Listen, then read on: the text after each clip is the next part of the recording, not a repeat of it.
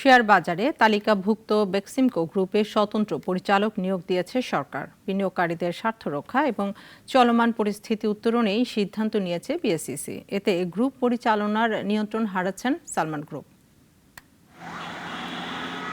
দেশের অর্থনীতি থেকে শুরু করে শেয়ার বাজারে বেক্সিমকো গ্রুপের রয়েছে ব্যাপক প্রভাব।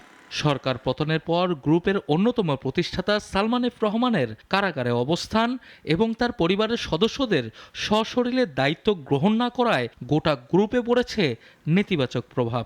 উৎপাদন বন্ধ থাকায় শ্রমিক, কর্মচারী, বিনিয়োগকারী, পাওনাদাররা পড়ে রয়েছেন বিপাকে। তাই এ পরিস্থিতি থেকে উত্তরণে স্বতন্ত্র পরিচালক নিয়োগের সিদ্ধান্ত নিয়েছে সরকার।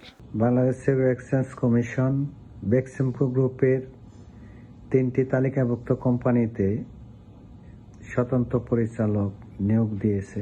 এরা বর্তমান বোর্ডের ইনক্লুডেড হবে এবং পরবর্তীতে কোম্পানির কার্যক্রম যাতে স্বচ্ছতা, জবাবদিহিতার নিশ্চিতকরণের মাধ্যমে চলমান থাকে সেই বিষয়গুলো নিশ্চিত হবে। বুধবার জারি করা বিএসইসির বিজ্ঞপ্তিতে জানানো হয়, বেক্সিমকো গ্রুপের কোম্পানিতে নিয়োগকৃত স্বতন্ত্র পরিচালকরা দায়িত্ব পালন করবেন আগামী 3 বছর।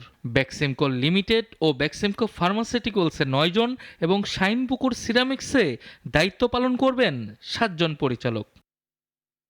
কি হবে বেক্সিমকো গ্রুপের ভবিষ্যৎ? চলমান সংকট মোকাবেলা করে কোম্পানিগুলো চলবে, নাকি সালমান এফ রহমান, তার ভাই এবং পরিবারের অন্যান্য সদস্য ছাড়া অদৃশ্য কোনো শক্তির কাছে হেরে যাবে, সেটি দেখার অপেক্ষায় সংশ্লিষ্টরা।